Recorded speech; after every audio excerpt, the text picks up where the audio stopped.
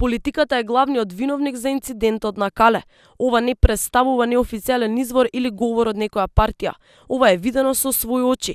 Од едната страна едните, од другата страна другите го поминуваа камениот мост. И македонците и албанците се однесуваа како да немаше ножеви и камења на Скопското Кале пред само неколку дена. На лице место истражувавме колку е голема меѓуетничката омраза и дали воопшто постои.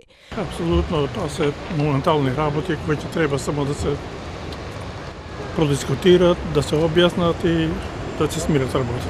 Денеска сме ние од Велес дојдени, па е онака како и досега слободно се осеќаме и еве без страф одиме на таа страна. Нека направат и црква, и џамија, и...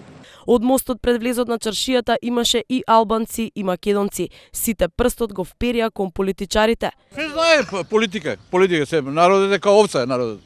Една овца во вода ќе влезе, сите ќе пропаднат, сите ќе влезат во вода. Што нема што се мрзе со македонци или албан или турчин, нема што се мрзе. Тоа срамота што се работи. И ајде погледнете. Тој човек, ја човек, македонец човек. Што имаме некоја разлика меѓу себе? Не. Има разлика. Тој уши, ја уши, што друга разлика? Немаме, ама зашо да рушат, зашо да буткаат цркви?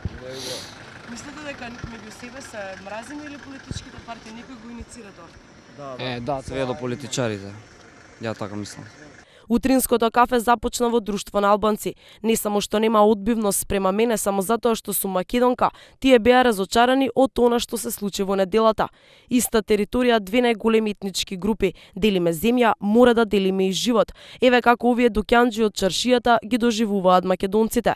Сигурно нема да дозволи. И олигантите ги прават тие работи, значи луѓето што се Секогаш кога државата е пред носење на осетлива политичка одлука, тогаш се случуваат меѓуетнички пресметки. Само за подсетување, гимназијата од Струга Нико Нестор пред изборите во 2009.